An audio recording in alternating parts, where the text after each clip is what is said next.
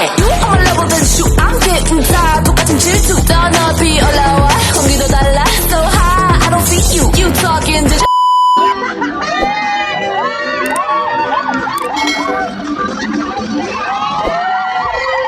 Candidate number 10 is Maruni Wong from Thai Regional Alliance. So she's wearing a Thai regional Thai dress that they use during festival. Once again, Maruni Wong from Thai Regional Alliance.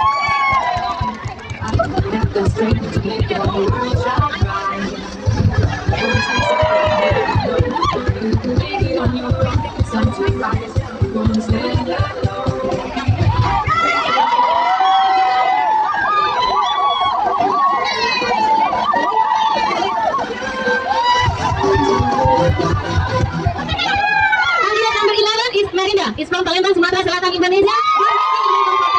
She hopes to be able to open sewing class in Indonesia for teenage dropout and young household. The outfit is office stuff made out of paper bags and baking stuff. She realized her dream of becoming a migrant worker, learning how to sew women's clothing. She hopes she can share her knowledge with those who have a passion spirit, encourage herself and others to have their own business by opening a sewing service, not working for someone else. Candidate number 12 is Leonita from Indonesia. Has been working for 5 years in Hong Kong, member of WMI, Women's Movement Independent, Pilar Hong Kong. ODR is a global dance movement that invites us to rise up against all forms of oppression, violence. ODR is a global dance movement that invites exploitation and sexual harassment that is often experienced by women and girls and children. Harassment can also happen to men. This movement campaigns so that we as women can speak out to rise up against it. ODR is commemorated every year on February 14, which is marked as the World Day and Love, but on that day we move to do the ODR dance as a form of love and compassion for the oppressed. I'm wearing the power of women to achieve gender equality. Every woman has the right to have a voice and choose her way to live, to work, and create. We recycle.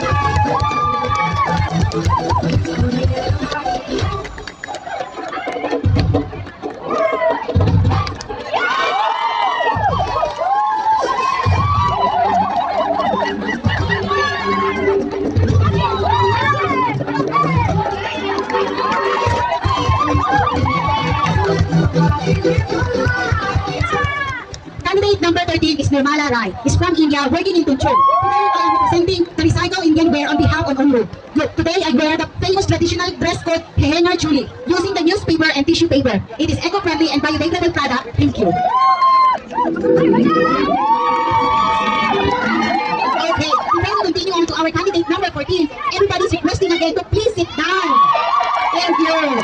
Okay, our candidate number 14 is Ika Sumawati Icha, is from Blitar, Indonesia. Working in Hong Kong for 10 years. The profession is skilled. The clothing materials use plastic and use styrofoam cards, food bags, paper cups, bows made of paper. She believed that by using materials that are still good and we will not make this earth polluted by garbage that cannot decompose. By dressing a shirt, because this is my daily costume that I wear when I cook for my employer to make it look neat and clean. Happy Mother's Day and 1 Million Rising, which we celebrate every year. Don't be afraid to fight, to defend the oppressed women. Especially, let us rise up against the oppression of women. And I bring the theme of share clothes made from recycled materials such as plastic and used styrofoam cards. Why? By making used materials that are still good and we will not make this earth polluted by garbage that cannot decompose. Thank you.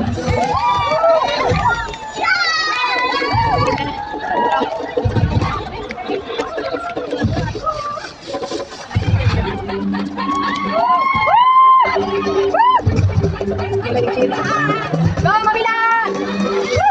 Linda,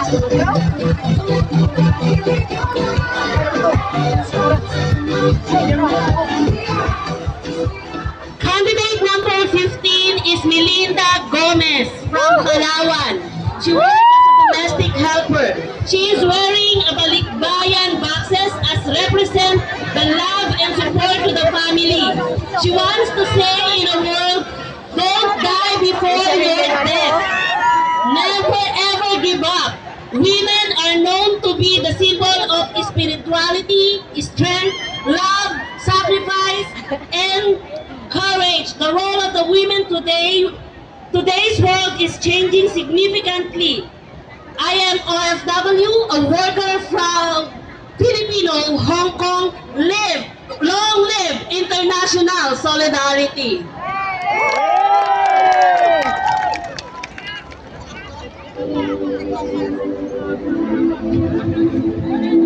Candidate number 16 is Sandhya Suba.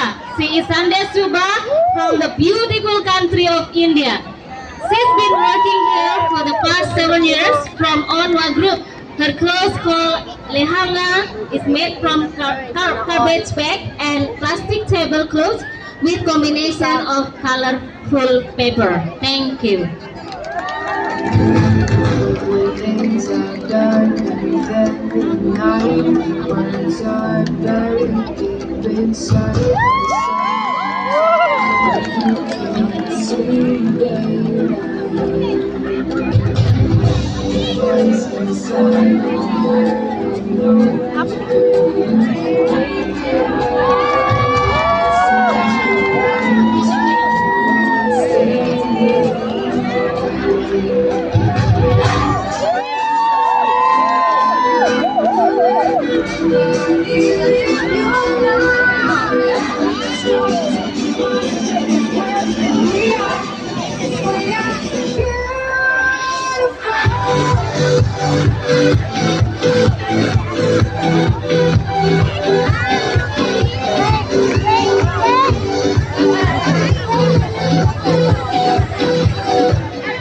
Candidate number 17 is Suratin. Is from Ponorogo, East Java, Indonesia. Worked in Hong Kong for 13 years. Sam? Suratin. 18.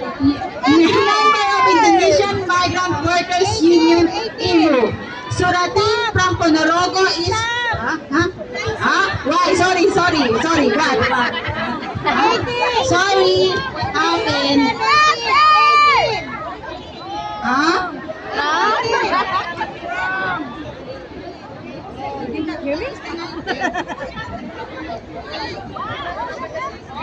I'm sorry. Peace. Love you all. Candidate number 19 is Trisnawati from Indramayu, West Java. Walo pa din? 18. There's no 18 eh. Oh, I'm sorry again. Candidate number 18 is Natmi from Banyuwangi, Indonesia. Indonesian Migrant Workers Union or IMU. Worked in Hong Kong for 5 years, she chose the profession as makeup artist. The material she used for her outfit is newspaper. Her makeup theme is beauty glam. She believes she wants to portray a great woman behind elegance. Natni is hopeful that with this competition, the creativity and skill can be highlights. Okay. Candidate number 19 is Trisnawati from Indramayu, West Indonesia. Member of WMI Pilar, working in Hong Kong for 1 year and 5 months. Her dream is to have a better life and happiness of my family. She's wearing a dangdut singer outfit. For her 1 billion rising, a support against global and verbal oppression of women. Women rise, save the earth, save the future by recycling waste into useful items, especially plastic waste because it has an impact on environmental pollution, marine biota, and the health of living.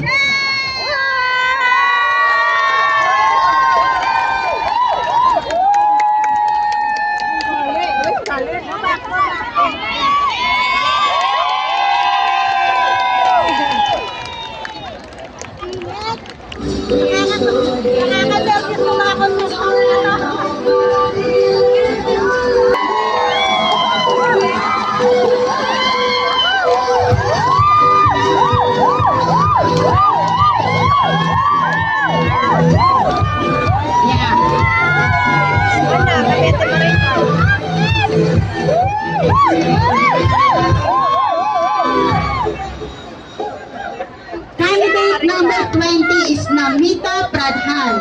She is working in mid-level and member of ONWO. Her beautiful mini dress is made from garbage, plastic, paper, and stapler with a combination of color paper. Nepali Workers Association. Candidate number 21 is Reika Ramchan from Banjarmasin, South Kalimantan, Indonesia. She's been working in Hong Kong for 10 years. She's wearing a dancer outfit, the material of her outfit is multi-layer plastic from soap-free fragrance packaging. Her ground material is cardboard and plastic medicine bag from OBR. Is a mood booster which encouraged my struggle as a migrant worker to achieve the title of Estre. When I return to my homeland later, Estre is a sacred, healthy, successful. As an earth dweller, I would like to invite all of you to take care and be responsible for the safety of our earth from ecosystem pollution caused by plastic waste. Let's be creative by recycling multi-layer plastic waste. For example, plastic waste from packaging into works that are useful, have high artistic value, and also save money. And we can also market recycled works into coffers of money. So, from trash to cash. Candidate number 22 is Kaka from Ponorogo. Been working in Hong Kong for 13 years. She's wearing a model outfit. She hopes to improve her skills and self-development in the world of makeup and fashion. Among BMI, women rise, women can, women advance, women are equal, women are independent.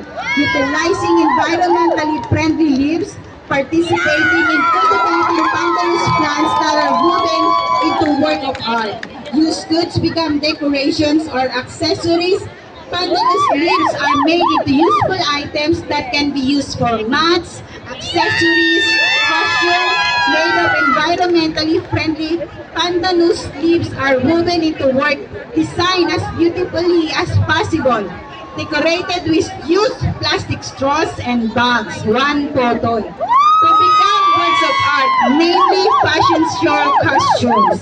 There you have it, our 22 candidates.